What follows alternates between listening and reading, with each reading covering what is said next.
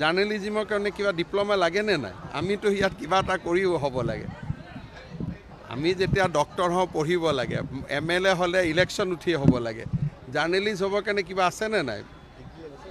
কিবা কি mass communication লাগে? আছে বাবাৰ আছে? হেট নাই, এইটো 100% মই ক'ব পাৰোঁ। যদি মাছ কমিউনিকেশ্যন থাকে তেতিয়াহ'লে থানাৰ অচি সোধা প্ৰশ্ন CMক সুধিলেহেঁতেন নেকি? CM এজনক পালে কিমান কথা সুধি ল'ব লাগে দেশৰ দহৰ, হয় নহয়?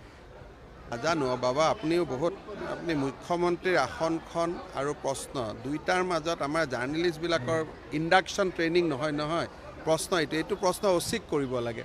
মই যদি জাৰ্নেলিষ্ট ল'লোহেঁতেন এইটো প্ৰশ্ন মই অচিক কৰিলোহেঁতেন। ইণ্ডাকশ্যন ট্ৰেইনিং হয়নে নহয়?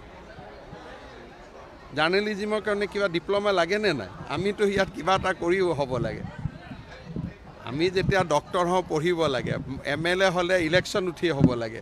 জাৰ্নেলিষ্ট হ'বৰ কাৰণে কিবা আছেনে নাই? কিবা কি মাছ কমিউনিকেশ্যন লাগে? আছে বাবাৰ আছে? হেট নাই, এইটো 100% মই ক'ব পাৰোঁ। যদি মাছ কমিউনিকেশ্যন থাকে তেতিয়াহ'লে থানাৰ অচি সোধা প্ৰশ্ন CMক সুধিলে